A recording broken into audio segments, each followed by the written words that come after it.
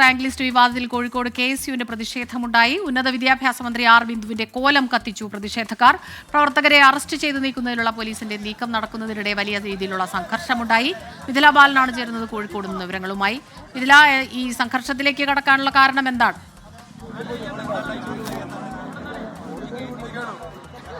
സ്മിത, ഈ കീം വിവാദത്തിൽ പ്രതിഷേധിച്ച് KSU പ്രവർത്തകർ ഉന്നത വിദ്യാഭ്യാസ മന്ത്രി ആർ ബിന്ദുവിന്റെ കോലം കത്തിച്ചു. കോലം കത്തിച്ചതിനു ശേഷം റോഡിൽ കുത്തിയിരുന്നു പ്രതിഷേധിച്ചു. അതിന് പിന്നാലെ ഈ പ്രതിഷേധിച്ച പ്രവർത്തകരെ പോലീസ് ഇവിടെ നിന്നും അറസ്റ്റ് ചെയ്യാൻ നോക്കുകയായിരുന്നു.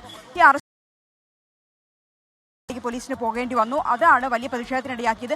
മാത്രമല്ല, ഒരു വനിതാ പ്രവർത്തകയെ ബലം പ്രയോഗിച്ച് വാഹനത്തിൽ കയറ്റാൻ പോലീസ് ശ്രമിച്ചത് വലിയ രീതിയിലുള്ള ഒരു പ്രതിഷേധമുണ്ടാക്കി.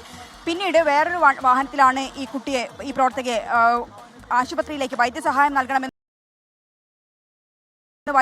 നൽകാനായി മറ്റൊരു വാഹനത്തിൽ പിങ്ക് പോലീസിന്റെ വാഹനത്തിലാണ് ഇപ്പോൾ ആ ഒരു പ്രവർത്തകയെ ഇപ്പോൾ ആശുപത്രിയിലേക്ക് മാറ്റണമെന്ന പ്രവർത്തകരുടെ ആവശ്യത്തെ തുടർന്ന് അങ്ങോട്ട് മാറ്റിക്കൊണ്ടിരിക്കുന്നത്. വലിയ രീതിയിലുള്ള ഒരു പ്രതിഷേധം, അതായത് റോഡിൽ കുത്തിയിരുന്ന പ്രവർത്തകരെ ബലം പ്രയോഗിച്ച് അറസ്റ്റ് ചെയ്ത് നീക്കിയതാണ് വലിയ രീതിയിലുള്ള ഒരു പ്രതിഷേധത്തിലേക്ക് നീങ്ങിയത്.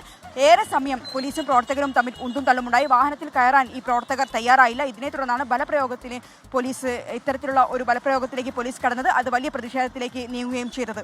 സ്മിത, മിഥില ബാലനാണ്. പ്രതിഷേധത്തിൽ വലിയ രീതിയിലുള്ള ഒരു സംഘർഷമുണ്ടാവുകയായിരുന്നു. കീം റാങ്ക് ലിസ്റ്റ് വിവാദവുമായി ബന്ധപ്പെട്ട് ഉന്നത വിദ്യാഭ്യാസ മന്ത്രി ആർ ബിന്ദുവിന്റെ കോലം കത്തിച്ചു. അതിനുശേഷം പ്രവർത്തകരെ അറസ്റ്റ് ചെയ്ത് നീക്കാനുള്ള പോലീസിന്റെ നീക്കമുണ്ടായി. ആ നീക്കത്തിൽ പ്രതിഷേധക്കാരും പോലീസും തമ്മിൽ ചെറിയ രീതിയിലുള്ള